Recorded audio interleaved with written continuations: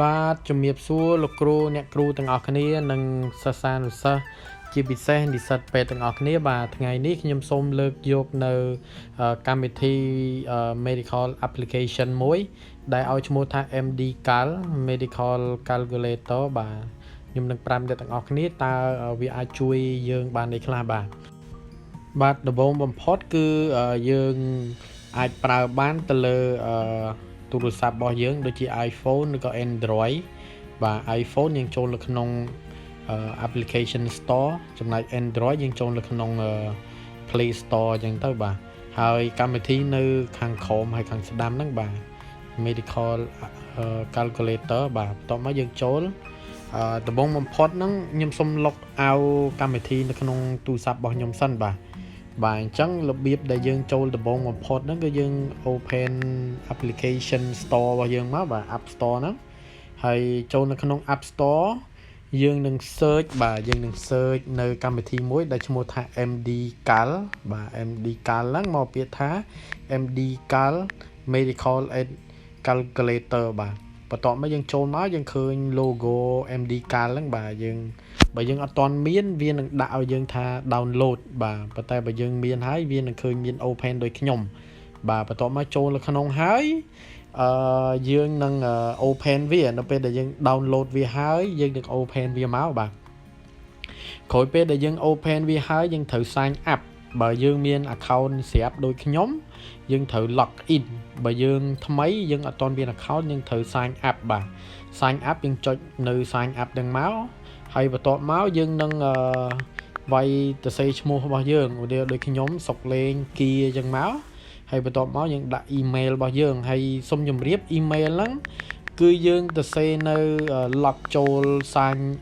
sign up នៅ email ថ្មីដែលយើងមិនដែលមានពីមុនមកបាទត្រូវមាន email នឹងថ្មីបាទបើ email ចាស់អត់បានទេហើយបន្ទាប់មកបើយើងជានិស្សិតពេទ្យយើងដាក់ medical student អញ្ចឹងមកបាទបើដូចខ្ញុំបាទ attending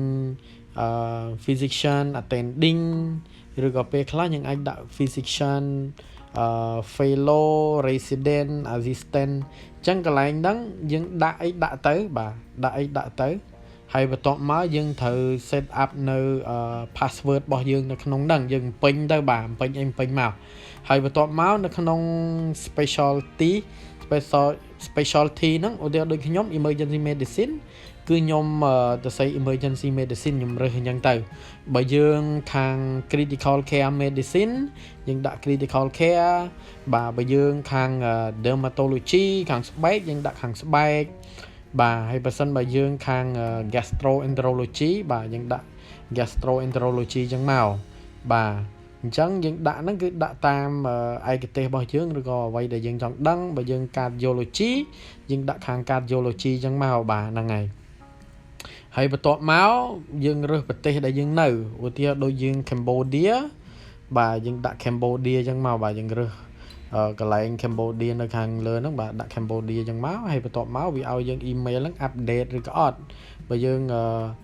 នឹង update យើងដាក់ yes អញ្ចឹងមកបាទយើងដាក់ yes ទាំងអស់យើងមកហើយក្រោយពេលដែលយើងដាក់ yes បំពេញលក្ខខណ្ឌឲ្យហើយអស់ហ្នឹងហើយយើង okay មកបាទយើង sign up បាទនៅពេលដែលយើង sign up ហើយបាទអញ្ចឹងកន្លែងនេះសូមបញ្ជាក់សិនកន្លែងនេះគឺ must be បាទ new email មានន័យថាបើយើង email ចាស់គេអត់ឲ្យយកទេអញ្ចឹងយើងត្រូវមាន email ផ្ទាល់ខ្លួនថ្មីរបស់យើងអញ្ចឹងមកបាទហ្នឹងហើយបន្ទាប់ពីយើងបំពេញបានទាំងអស់ហើយមកបាទបំពេញ email បំពេញឈ្មោះអីហើយទាំងអស់មកយើងត្រូវដាក់ sign up បាទ sign up OK អញ្ចឹងមកបាទ sign up ដោយឡែកសម្រាប់ខ្ញុំគឺខ្ញុំមាន account ហើយស្រាប់បាទបើសិនបើយើងមាន account ហើយស្រាប់យើងអត់ត្រូវ sign up ទេបើយើងខ្ញុំអញ្ចឹងខ្ញុំ log in អញ្ចឹងខ្ញុំត្រូវ log in account របស់ខ្ញុំហ្នឹងបាទ log in អញ្ចឹងមកបន្ទាប់មកគឺខ្ញុំមាន email របស់ខ្ញុំបាទគឺខ្ញុំនឹងបំពេញចូលនៅ email របស់ខ្ញុំបាទក្រោយពេលដែលយើង log in ឬក៏ sign up ចូលហើយវាមានច្រើនឲ្យយើងចូលមើលបាទមាន favorite មានអីចឹងមកអញ្ចឹងយើងចូលឲ្យ setting ម្ដងទៀតកន្លែង setting ហ្នឹងគឺមានបាទ unit ហ្នឹងអាចលក្ខណៈជា United States អីចឹងមកបាទ ហើយបន្ទាប់មកមាន specialty ឥឡូវនេះគឺយើងឆែកមើល account របស់យើងមិញហ្នឹងតើវាត្រូវអត់ចឹងណាបាទមើលទៅយើងមាន emergency មើលឈ្មោះបាទមើលទាំងអស់ហ្នឹងមកបាទហើយបន្ទាប់មកវាមាន favorite មាន recent មាន MD specialty បាទមាន all ចឹងមកចឹងយើងមើលមកបាទដូចខ្ញុំ emergency medicine គឺយើងមានគ្រប់ criteria calculator ទាំងអស់ហ្នឹងបាទមាន ABD score ABD ABCD អញ្ចឹងទៅបាទមាន ASEP បាទមាន Ed score មានអីច្រើនមែនតើនៅក្នុងហ្នឹង Alvarado score Anyongate បាទយើងមើលទៅបាទមាន score មាន Brugada score Canadian rule បាទមានច្រើនណាស់នៅក្នុងហ្នឹងហើយដូចខ្ញុំ5 ឆ្នាំអញ្ចឹងទៅយើងរៀនតែនឹងដដែលយើងទៅយើងអាចយល់ហើយយើង follow តាម guideline របស់គេច្បាស់លាស់អញ្ចឹងណាបាទហ្នឹងហើយអញ្ចឹងកន្លែងហ្នឹង emergency medicine ចំណែកឯ all ហ្នឹងគឺមានទាំងអស់ហើយយើងមិនអាចរៀនចេះ calculator ទាំងអស់ទេបាទ calculator ទាំងអស់ហ្នឹងគឺមានច្រើនមែនតើយើងមិនអាចរៀនចេះទាំងអស់ទេអញ្ចឹងពេលខ្លះយើង search ឧទាហរណ៍យើងចង់មើលខាង Apgar score កូនក្មេងទូចតំកើតហ្នឹងណាបាទមានមកយើងមើលទៅបាទ activity របស់វានឹងវាយ៉ាងម៉េចចឹងមកយើងដាក់មកបាទ active pulse របស់វានឹងវាយ៉ាងម៉េចចឹងមកបាទ grimace បាទយ៉ាងម៉េចចឹងមកដាក់ចុចតាមអ្វីដែលយើងឃើញកូនក្មេងហ្នឹងមកទីរកទូចហ្នឹងបាទ approximate respiration របស់ពួកគាត់នឹងយ៉ាងម៉េចចឹងណាបាទបន្ទាប់មកនៅពេលដែលយើងចុចហើយវានឹង load ប្រាប់បន្ទុករបស់បន្ទុកសរុបហើយតើបន្ទុកសរុបនឹងយ៉ាងម៉េចចឹងណាបាទហើយបន្ទាប់មកគេប្រាប់ advice យើងហើយថា advice យើងគួរធ្វើអីហើយលក្ខខណ្ឌនឹងយ៉ាងម៉េចអីយ៉ាងម៉េចទៀតតើយើងគួរធ្វើអីចឹងណាបាទហ្នឹងហើយបន្ទាប់មកយើងមើលទៅ management បាទ management គេប្រាប់ management ទៅលើកូនក្មេងគេប្រាប់ formulation បាទមានអីខ្លះ maximum score យ៉ាងម៉េចបាទ evidence យ៉ាងម៉េចយើងអាចហ៊ានហើយយើងមើលតាមនឹងខ្លួនឯងទៅបាទរបៀបយើងមើលហ្នឹងហើយមាន reference ច្បាស់នៅក្នុង MDCalc នេះបាទ literature ហ្នឹងបើយើងចង់ដឹងយើងចុចចូលមកមាន author ច្បាស់លាស់គេមាន public នៅ PubMed International publication របស់គេច្បាស់លាស់ហើយ next step ចឹងមក calculator ចឹងមកបាទហ្នឹងគឺជាការយើង search ហើយមួយទៀតបាទតាក់ទងជាមួយ favorite ហ្នឹងបាទយើងមើលទៅfavorite បាទយើងមើលមក favorite មានអីខ្លះយើងដាក់ផ្កាយចឹងមកចូលនៅក្នុងហ្នឹងមកបាទ creatinine បាទ curve 65 score សម្រាប់ pneumonia ចឹងមកបាទមាន heart score មាន kilip បាទមានអីចឹងមកបាទយើងមើលមកអាហ្នឹងគឺជា favorite reason របស់យើងដែលយើងឆែកថ្មីហ្នឹងមានអីខ្លះចឹងមកបាទយើងឆែកមកបាទហ្នឹងហើយបាទហ្នឹងហើយអញ្ចឹងហ្នឹងហើយមានទាំងអស់ហ្នឹងហើយបន្ទាប់មកឧទាហរណ៍ណាយើងចង់ដឹងតើឧទាហរណ៍ដូច hard score ហ្នឹងតើវាយ៉ាងម៉េចយើងចុចចូលនៅក្នុង hard score មកបាទវាមាន history បាទបន្ទាប់មកយើងរើសតាមអ្វីដែលយើងមើលហ្នឹងមកបាទមាន ECG history អញ្ចឹងមកបាទឧទាហរណ៍ដូច history វាមាន moderate មាន high មានអីយើង tick តាមហ្នឹងមក ECG បើសិនជាយើងមាន significant ST deviation យើងឲ្យ2អញ្ចឹងមកបាទយើងរើសតាមហ្នឹងទៅមាន age បន្ទុករបស់វាអញ្ចឹងមក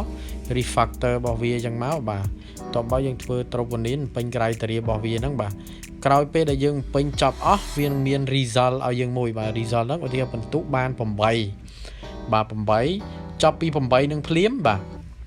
ចប់ពី8នឹងភ្លាមយើងចុច8ហ្នឹងមកតើ8នឹងវាមានន័យថាយ៉ាងម៉េចចឹងណាបាទគេមានបកប្រែឲ្យយើងហើយសម្រាប់ management បាទគេមាន score របស់វាឧទាហរណ៍ដូច0ទៅ3ចឹងមកយើងអានទៅបាទវាមាន 0.9 ទៅ 1.7% របស់ adverse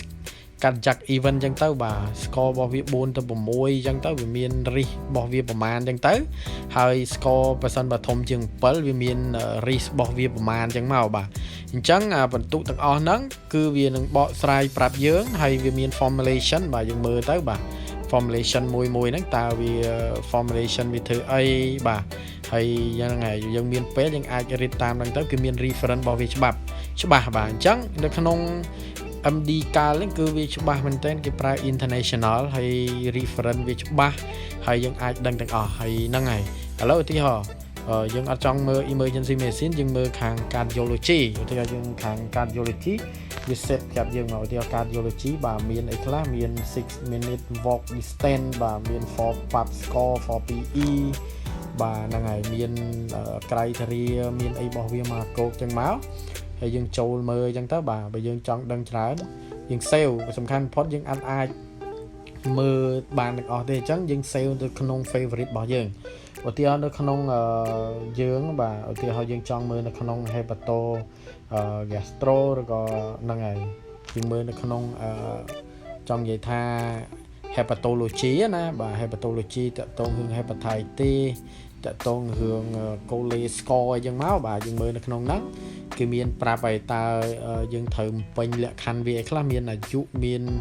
ភេទចឹងមកមាន indication ចឹងមកបាទយើងរើស